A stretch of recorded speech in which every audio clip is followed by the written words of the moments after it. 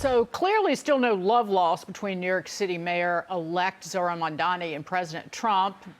Mamdani is still calling him a fascist, but that doesn't mean the two can't work together on the biggest issue facing Americans, affordability. Despite an ideological divide, to say the least, wider than the, well, Mississippi River. No, make that the Atlantic Ocean. The two agree paying the bills, housing, groceries, utilities, that's what they need to deliver on. How they plan to do it, now that's the question. I think today's meeting between the president and the mayor-elect was a good first step to introduce themselves to one another and to hopefully have a good working relationship moving forward. But again, it doesn't mean, Sean, that President Trump is ever going to change his values. And we know, and the president knows, and the American people know, that ultimately President Trump's policies work and capitalism works. Jackie, Mamdani knows if he doesn't go and see the president, he would look like a weakling. Yes. So he goes, and he's going to need the federal money. Yeah.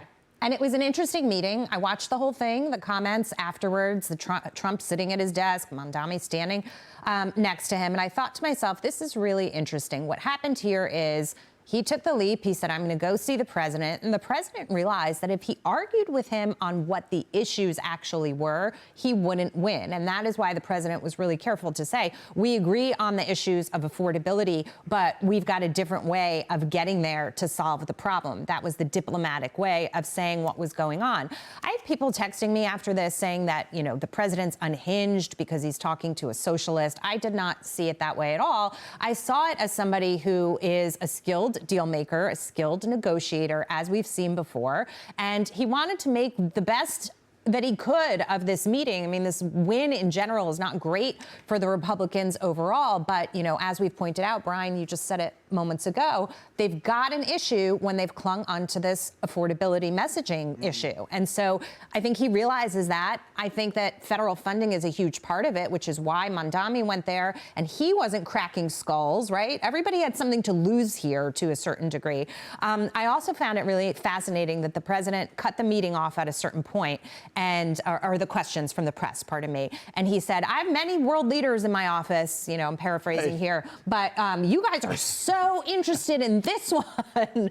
And people were really interested in it because it's not often that a self-professed socialist walks into the Oval Office to talk with the president. So we'll see how things go. We'll see how long Jessica Tisch is able to last in that position and fight crime, right? Because that's a really important thing here in New York. I think that she's committed to being tough and doing what she's been doing, but you don't know what the pushback is going to be and how long it will last. So there are issues to see how they play out. But, you know, when asked, he didn't say, no, I take it back, Mr. President. You're not a fascist. You're not a despot.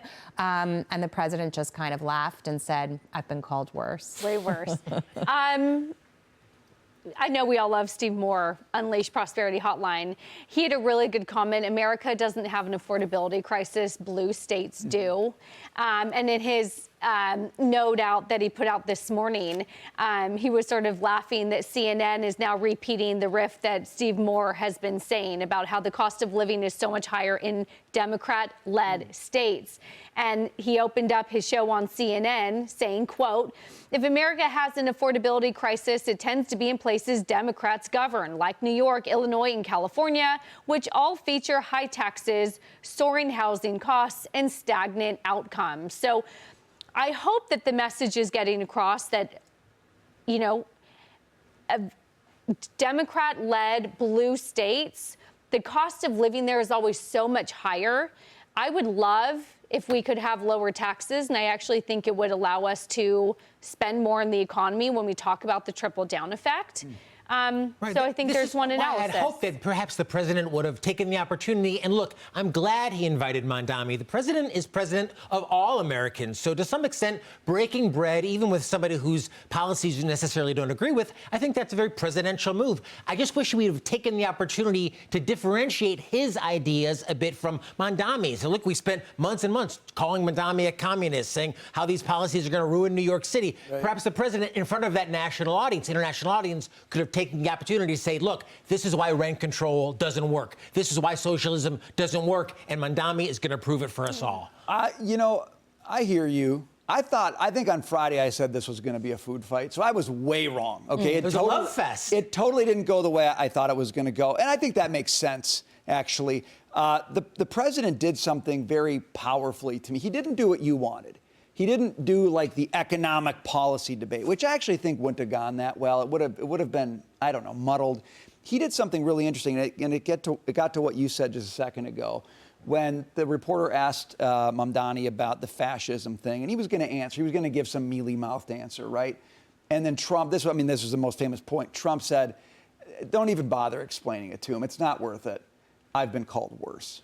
And he said, just say yes. Just say yes. Do you think he's a fascist? He was like, just say yes. yes rather than trying to It explain. was a deflation move. It was like taking this balloon that Mamdani had inflated for months and months and just letting all the, it's all an act. He doesn't believe that. He knows it's not true, and I know it's not true, so just say yes. Who cares?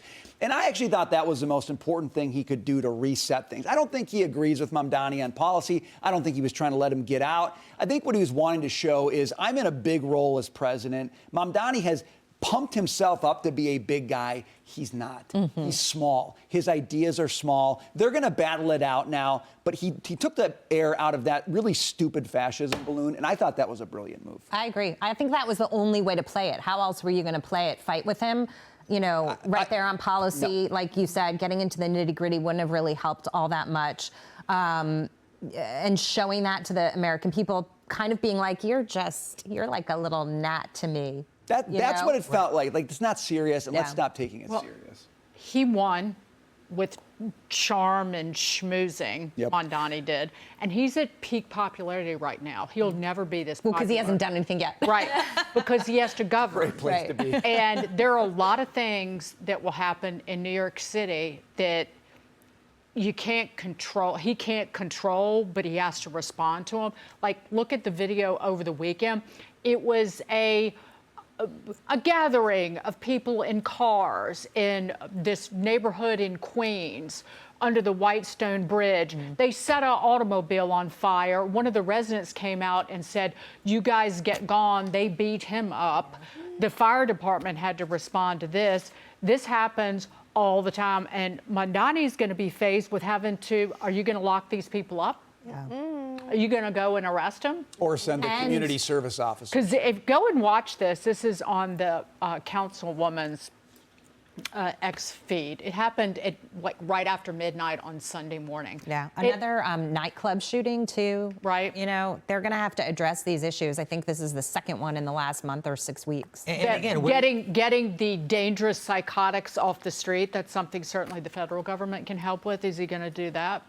Certainly, hopefully something that they can, once again, agree on, find some common ground. There's so much political division in America today, but hopefully the president and the mayor of New York City can both agree that the streets need to be a lot safer than they currently are. Yep.